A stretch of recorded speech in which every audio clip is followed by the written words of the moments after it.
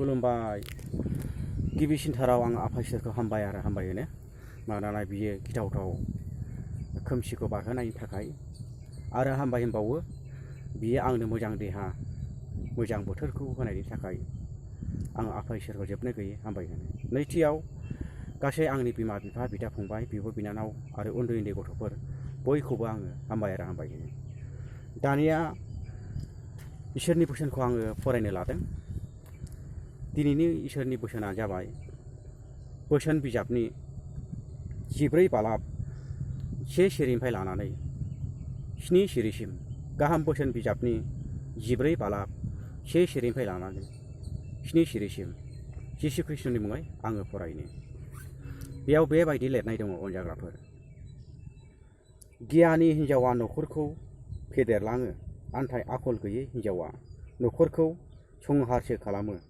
गियानि जा आरो फोरबोखौ मानि, आन्थाय दुष्टआ मानिखौ दिन्थियो। दुनायजों मूर्खनि खुगानिफ्राय गोबांथार बाथ्रा ओंखारो। गियानि मानसिनि बाथ्राया गावखौ रैखा खालामो। मोसौ गैयालाबानो हालेवनो सानब्ला नोंनि बाख्रियाव माइयानो हाबनाय नङा, आन्थाय मोसौजों एवहैब्ला गोबांथार आबाद मोनगोन।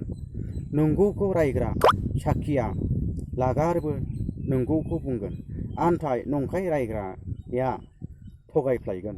नंखाय रायग्रा मानसिफ्रा गियानि जानो हाथारा, आन्थाय साननो गोरों मानसिफ्रा गोरलैयैनो सोलोङो। मूर्खनि मानसिफोरनिफ्राय गोजानाव थादो, बिसोरहा नोंनो फोरोंनो मुंबो गैया। जिसु ख्रीष्टनि मुङै आमेन। दाना आङो बाइबेलखौ आं बिजिरनाय नङा, नोंथांमोनानो गावसोरनो बिजिरदो आरो जेब्लायबो बाइबेलखौ फरायबाय थायो आरो इसोरजों जेब्लाबो थादो खाथियाव। अब्ला इसोरनि बोसोनखौ आङो बेयाव दोनथ'बाय। नेक्स्ट भिडिअ'आव लोगो मोनसिगोन। गोजोन्थों।